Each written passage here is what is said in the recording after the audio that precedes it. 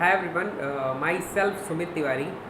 और आज हम बात करेंगे कि जो डिप्लोमा इन फार्मेसी में एग्ज़िट एग्ज़ामिनेशन है, तो उसको कैसे हम ओवरकम करेंगे, चीज़ों को कैसे समझने की कोशिश करेंगे और कैसे फाइनली हम जाके ऐसे कौन कौन से टेक्निक्स या मेथड्स से हम एग्ज़िट एग्ज़ामिनेशन को क्लियर कर पाएँ, वो भी कम से कम रिसोर्सेज में, कम से कम टाइम में, कि हमारे पास टाइम भी ना हो। जैसे ही हम डिप्लोमा पास आउट हों, देन उसके बाद तुरंत हम इजीली उसको क्रैक कर पाएँ।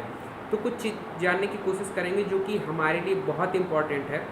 तो कुछ जानने से पहले हमें ये जानना ज़रूरी होता है, किसी भी चीज़ के लिए अगर कोई भी चीज़ आप करना चाहते हैं तो ऐसी कौन कौन सी चीज़ें हैं जिसको आपको करना है, ऐसी कौन सी चीज़ें हैं जिन चीज़ों पे आपको ध्यान नहीं देना है।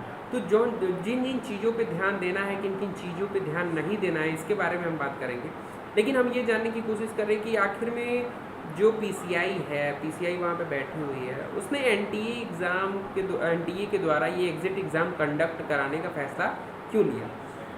तो आप सभी को पता है कि डिप्लोमा एक बहुत ही बेहतरीन मेडिकल कोर्स है जिसके द्वारा हमें ड्रग्स की कंपाउंडिंग, स्टोरेज और बहुत सारी ऐसी चीज़ें होती हैं, मीन्स दैट कि उनकी मैन्युफैक्चरिंग के प्रोसेस में जिनको हमें जानने का मौका मिलता है, उसके लिए हम बहुत पैसे लगाते हैं। लेकिन आज क्या हुआ है कि आज बहुत से लोगों की भीड़ आ गई है, जो लोग एलिजिबल नहीं है वो भी ड्रग्स की कंपाउंडिंग कर रहे हैं, मैन्युफैक्चरिंग यूनिट में वर्क कर रहे हैं।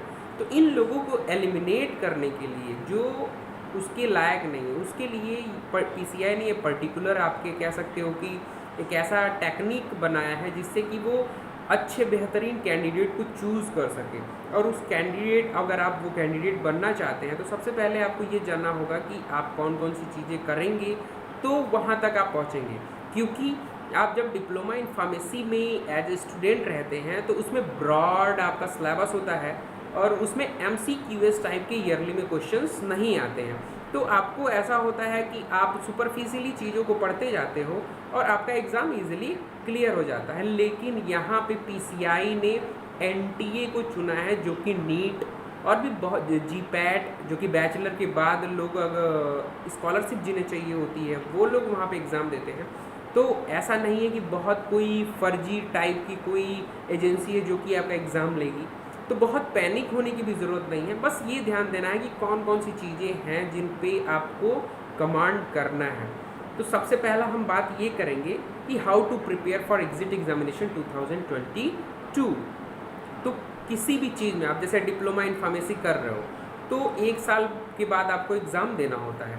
तो एक साल में आपको कौन कौन सी चीज़ें पढ़नी है, इसके लिए आपको BTEUP ने या PCI ने एक पर्टिकुलर सिलेबस डिज़ाइन किया है, जिसको आप 1 बाय 1 करके उसको पढ़ते हो, देन एग्ज़ाम देते हो, उसके बाद रिज़ल्ट जैसा आता है पास होते हो या फेल होते हो। तो उसी तरह एग्ज़िट एग्जामिनेशन के लिए भी जो PCI के द्वारा सिलेबस दिया गया है उस पर आपका कमांड होना बहुत ही ज़रूरी है।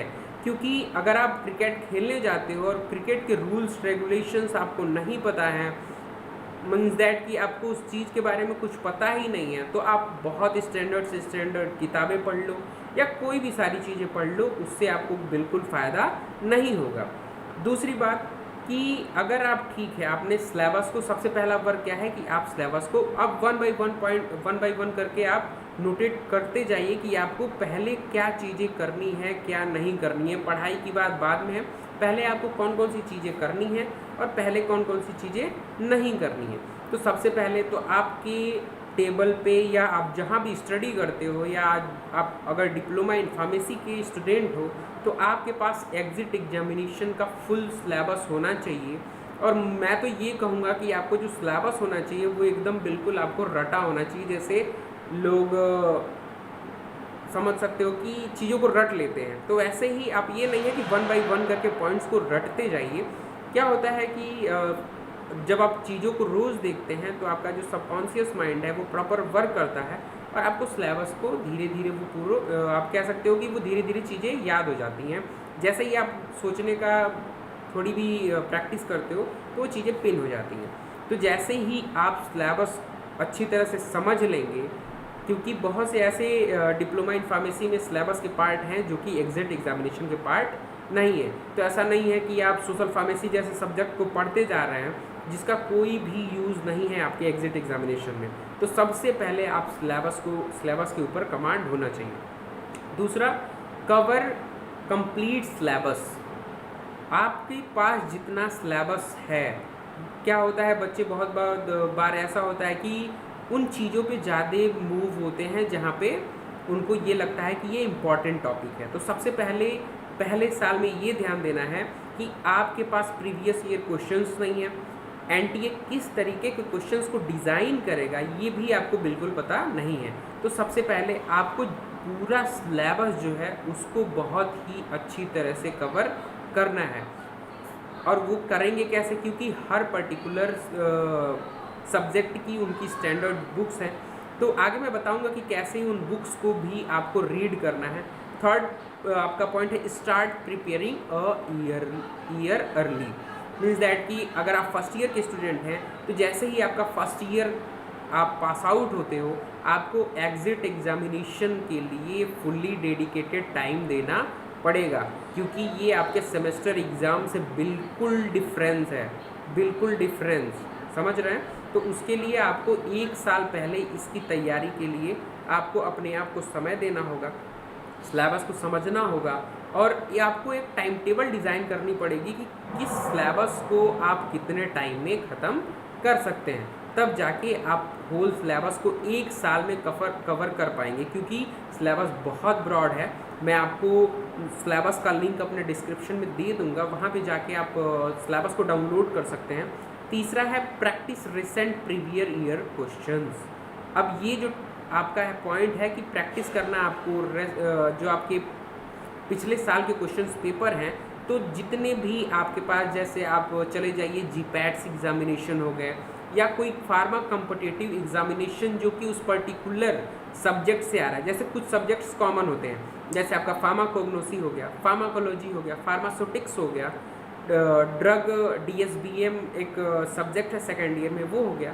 तो कुछ ऐसे मोस्ट इम्पॉर्टेंट सब्जेक्ट्स हैं जो कि सभी फार्मा कॉम्पिटिटिव एग्जाम्स में पूछे जाते हैं। तो सबसे पहले आपको वहाँ जाके कमांड करना होगा कि कौन कौन से क्वेश्चंस इम्पॉर्टेंट हो सकते हैं आपके लिए।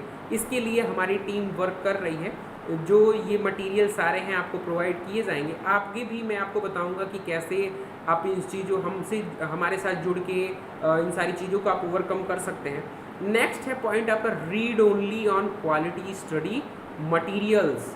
सबसे ज़्यादा ध्यान देने की बात ये है कि आप जो भी पढ़ेंगे वो क्वालिटी मेंटेन्ड होना चाहिए, क्योंकि आप जब क्लास में पढ़ते हैं तो आप टीपी का यूज़ करते हैं या विकिपीडिया या कहीं से भी सोचते हैं कि आपको पास होने के लिए आप बहुत सारे रिसोर्सेज का यूटिलाइजेशन करना चाहते हैं, जो कि हो नहीं पाता है।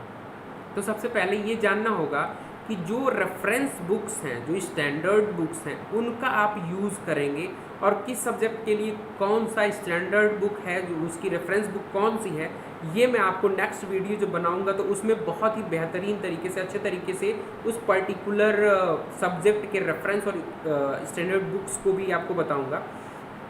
तो सबसे ये पॉइंट हो गया आपको कि जो भी आपको पढ़ना है वो क्वालिटी मटेरियल्स पढ़ने हैं।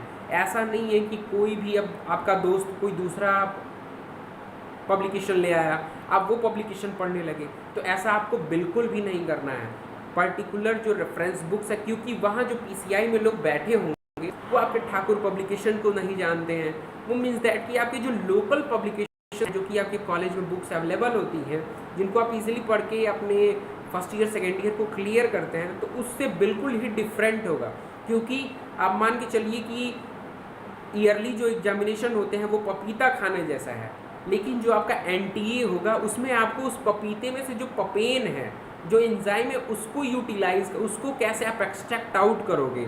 तो होल सिलेबस में आप जो मोस्ट इम्पॉर्टेंट पॉइंट्स हैं उनको कैसे आप उस पर्टिकुलर सब्जेक्ट से निकाल सकते हैं, तो इस पर आपको ज़्यादा फोकस करना है। तो सबसे पहले क्वालिटी स्टडी मटेरियल्स होने चाहिए आपको।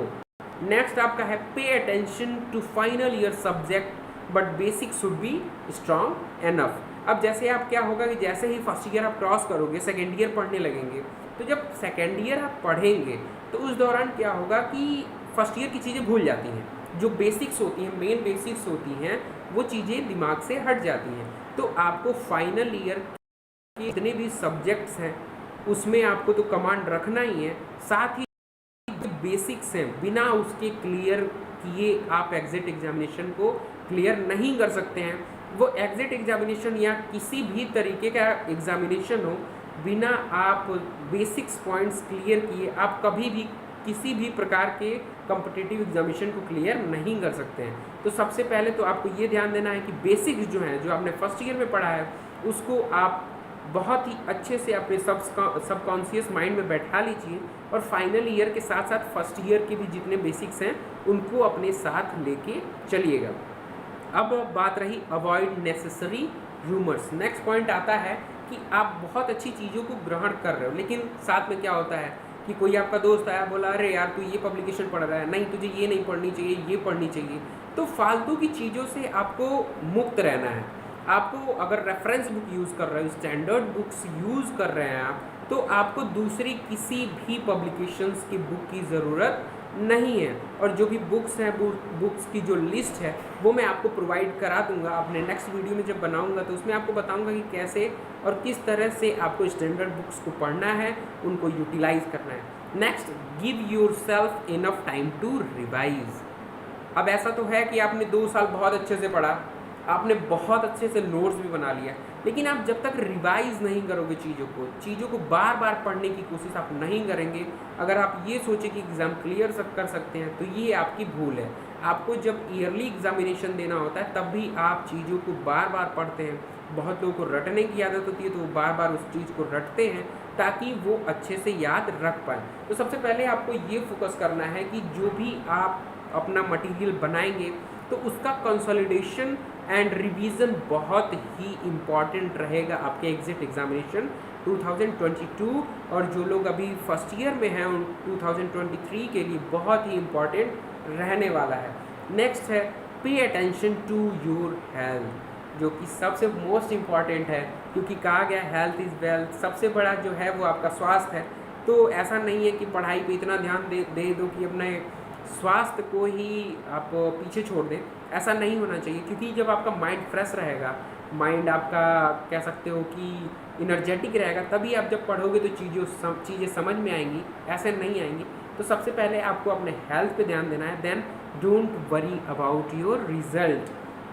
अब क्या होगा कि जब आप इतनी सारी प्रिपरेशंस कर लेंगे, स्टैंडर्ड बुक यूज़ कर लिया, कंसोलिडेट कर लिया, रिवीजन भी बार बार कर लिया, हेल्दी हो, सारी चीज़ें हैं, देन 99% आपका हार्ड वर्क एंड 1% आपका कह सकते हो कि लक जो है वो भी बहुत ज़रूरी है कि वो आपके साथ हो।